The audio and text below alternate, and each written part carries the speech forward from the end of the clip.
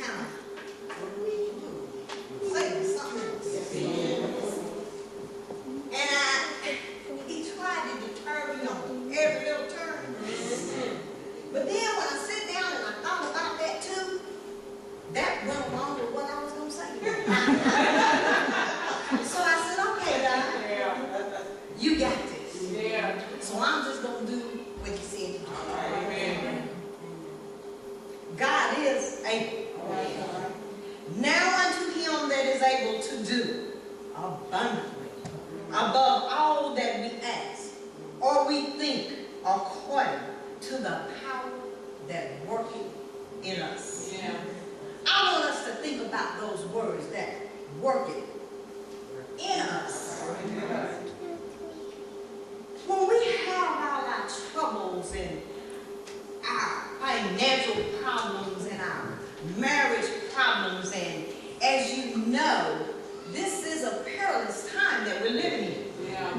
I don't know about you in the country, but I live in the city, and every time I look around, somebody has killed somebody, they shot somebody, they stabbed somebody, somebody's house got robbed, or just something just as simple as an apartment caught on fire. Yeah. When you have those problems and you say that you have turned it over to him, you know that power that is within us. Have you really done what you said you did? Did you really turn it over to him like you said you did? Well, now, I'm going to tell you from self-experience and being human. No, you didn't. You really didn't. Because I can go back to myself. Not very long ago, my husband, retired military. Oh, they think we got a lot of money. We ain't got none. He need a job, just like I do. So he went out, he found him a job, and he worked for several years. Then old devil came on in there, and the economy got bad. He gets laid off. I prayed, and I said, Lord, you know, my husband needs a job. But now when I prayed, and I turned it over to him, did I really turn it over to him? Because no sooner than I was done praying, or when I got up from the altar and I went on out the door, and I thought about, how am I going to pay the bill next week? And, I wasn't leaving it up to him, and I hadn't really given it to him. And guess what? God is not going to give us anything until we turn it totally over to him. Amen. You know, I thought of a way to think about how Satan clouds us. So I brought this little demonstration just to show you what I mean. Now, you know, Satan clouds our minds, and he clouds it with doubts and with fears and with worries. Yeah. But God didn't want us to be that way. He said if you have faith of a little bitty old mustard seed, I'll do whatever it is that you need me to do. So let me show you how the devil will work with you. This picture of what? When you look at it, you see that it's clean. It represents everything that is pure. Yeah. Well, that's God. He created everything after himself. And everything was good. Yeah.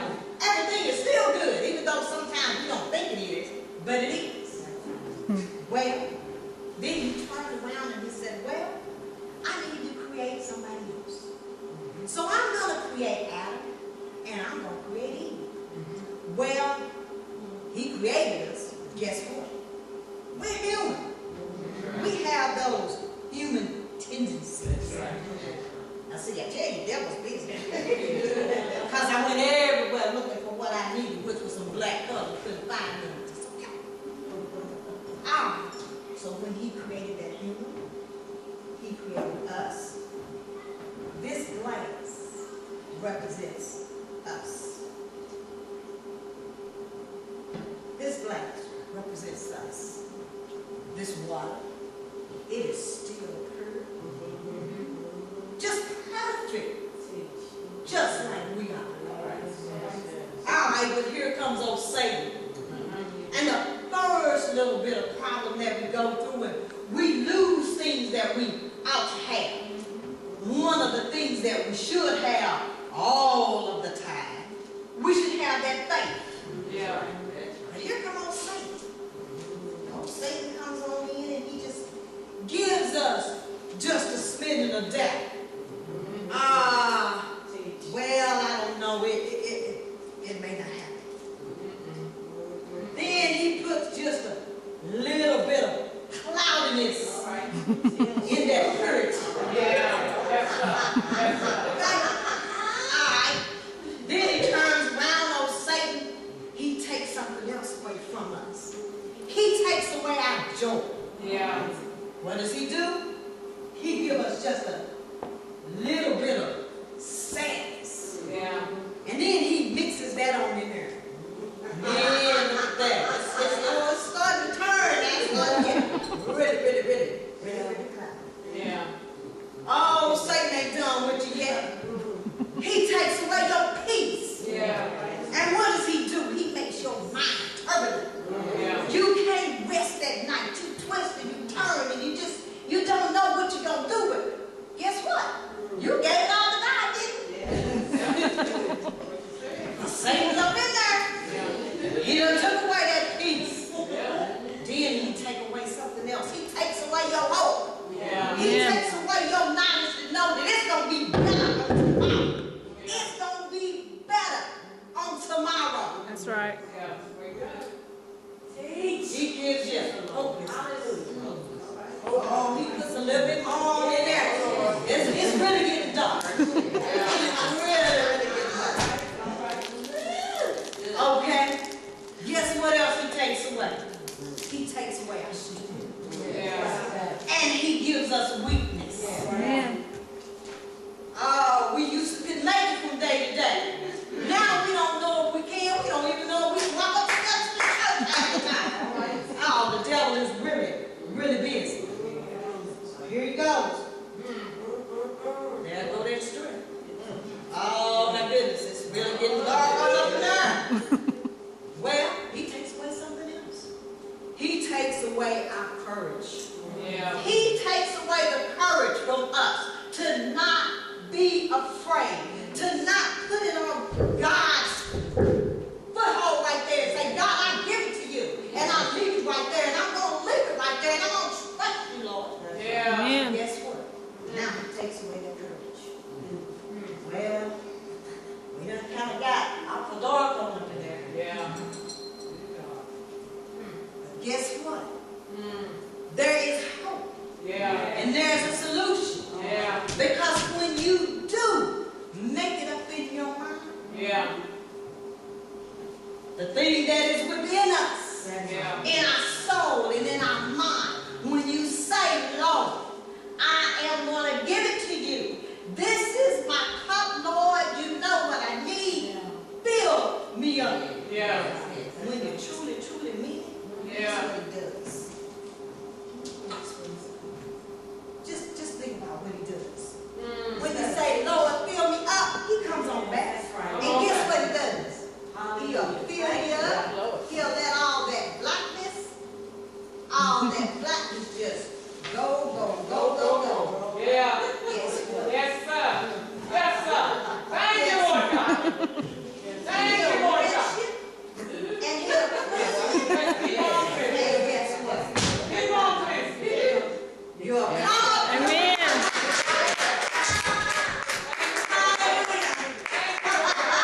Amen. Yes. Thank you, Lord. God is able. That's right. What he's telling us though, he's telling us calm down. Psalms 46 and 10 says be still. Yes. And know that I am God. That's right. And so many times, you know, we make our situations worse Yeah. by not being still. Because he probably would have done it for us a long time ago. We ain't gonna be still. He gonna say, well, I just gonna let you down and just suck it.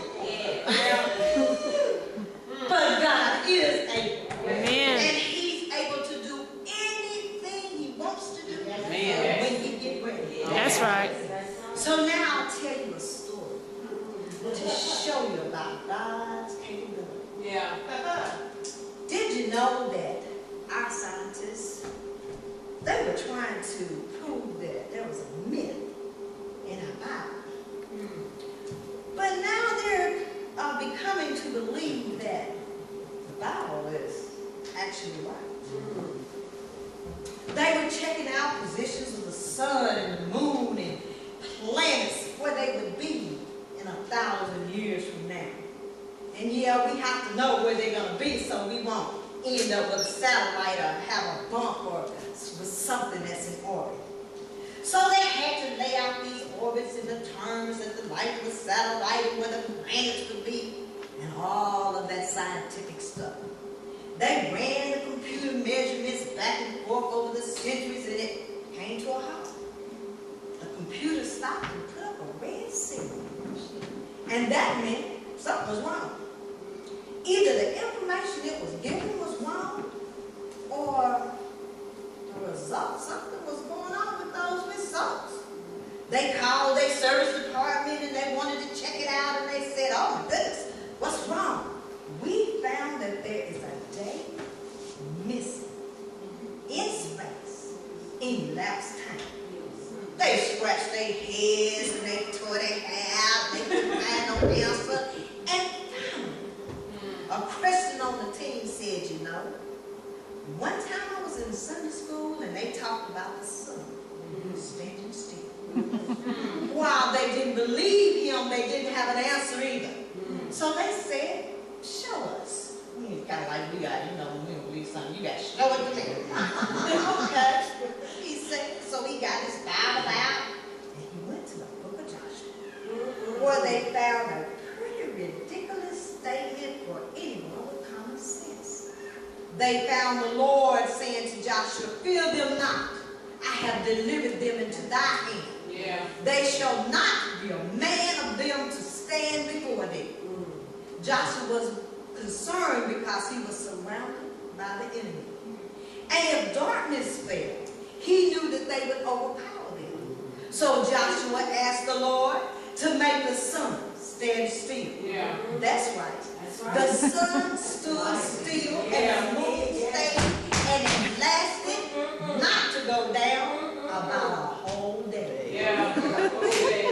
Joshua 10, chapter 10, 12 to 13. Yeah. The astronauts and the scientists said there is a missing day. They checked the computers going back into time, and it was written and found it was just not close enough. They were missing a few minutes. So they read the Bible, and there it was. The Bible said approximately a day. These little words in the Bible are important because now that means there is 40 minutes out there. 40 minutes can be troubling in 1,000 years from now. So they had to find them 40 minutes. Well. What do you think they found in 40 minutes? Oh, let's go to the book of 2 Kings and you'll find those 40 minutes. Hezekiah on his deathbed. Yeah. He was visited by the prophet Isaiah, who told him that he was not going to die. Hezekiah asked for a sign as proof. Isaiah said, do you want the sun to go ahead 10 degrees? Guess what? 10 degrees is 40 minutes.